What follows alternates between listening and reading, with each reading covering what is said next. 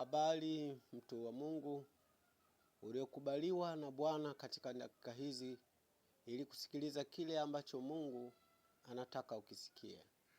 Kabla tujaendelea, ningependa hapo ulipo unaweza kufunga macho na ukaingia rohoni.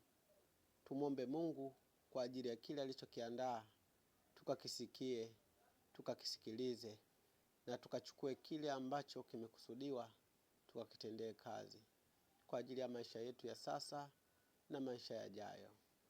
Fumba macho nami nitaenda kuomba.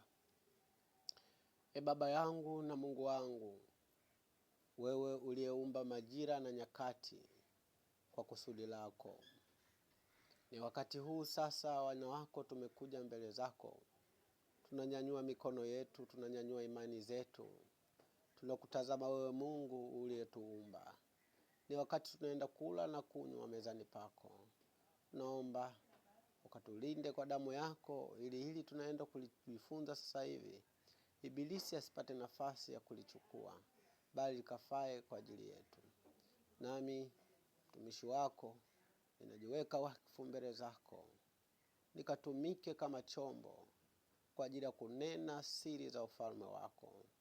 Baba yangu na Mungu wangu, sina neno lolote la kuongeza katika lile ambalo umelikusudia siku ya leo, zaidi mapenzi yako yatimizwe. Ni katika jina la mwanao Yesu Kristo nimeomba na kushukuru. Amen. Penzi mfuatiliaji wa chaneli yangu hii, kwa majina naitwa Xavier Anthony Mhagama.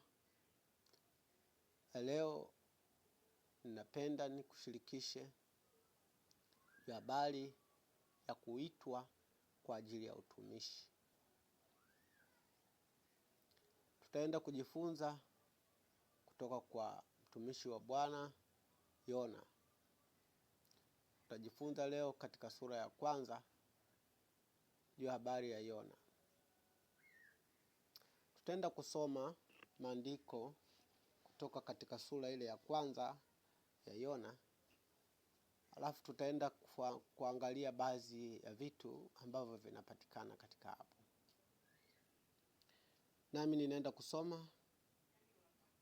Basi neno la Bwana lilimjia Yona, mwana wa Amitai, kusema, ondoka uende Ninawi, mji ule mkubwa, ukapige kelele juu yake, kwa maana uovu wao umepanda juu mbele